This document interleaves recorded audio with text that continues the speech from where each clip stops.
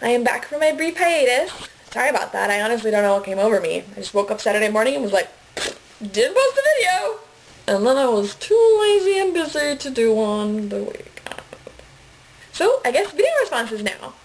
Hannah, Cheryl Strade's podcast is mostly about advice, I think. And how are you already doing Christmas shopping? I feel like I'm behind on everything. David, storming in and demanding to have a conversation with a government employee seems like something that they're probably used to. So Hannah, if you're going to try this approach, I'd say your only hurdle is really thinking of the conversation to have after you demand to have it. I'd say complain about something. They're used to it. And David, I'm glad that you're enjoying the little things about your job. Hannah again, because you made 2 videos since I've made one. I'm sorry your NaNoWriMo adventure isn't going exactly according to plan. I've been trying to send you some motivating memes and text messages, so hopefully they're working.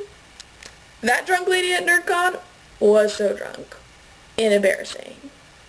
I've been drunk a few times in my life, but never have I stood up on a piano or hugged a squid. So I think I'm doing okay at life.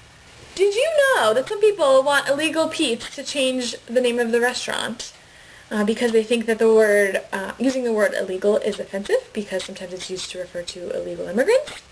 And normally I kind of jump on board with people when they're like, please stop using offensive language, because usually it's actually offensive, like that whole Washington Redskins thing. Which, like, people argue, like, oh, that's not offensive now, but it still kind of is, but it was rooted in a history of being offensive, whereas illegal is just a word that we've used for a long time. And on top of that, the name of the restaurant isn't referring to, like, an illegal person. It's named after a book that he apparently read in college, and his name is actually Pete. So, I mean, and on top of that, he is thinking of opening a store in Fort Collins, and so he drove to Fort Collins to meet with protesters and concerned citizens and talk with them.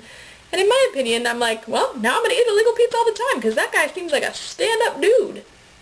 Also, they asked him at the meeting if he would consider changing it to Pete's Mexican Restaurant, and I'm like, really? That's what you're going to go with? If you really want him to change the name, you should come up with some killer suggestions, and that's not one of them. You'd think since I haven't made a video in 2 weeks that I'd actually have some things to talk about. Turns out that's not true. Well, I am thinking of getting another tattoo today, hopefully. I've been thinking of getting it for a while. It just might actually happen today. So I think, I can't remember if I told you guys this, that poem that somebody wrote for me at the farmer's market in Bellingham, I love it, love it, love it. And so I think me, Katie, and Rebecca are each going to get a line tattooed. I'm going to get mine right here. So we'll see if that happens.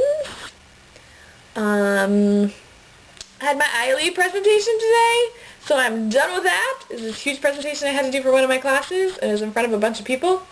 And she gave us 5 class periods off to work on it. 5?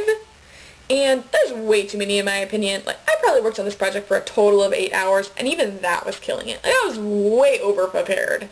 Also, the assistant vice president for student services came and watched, and I met with him afterwards, and he said I did a great job. So, networking, check. That's all, folks.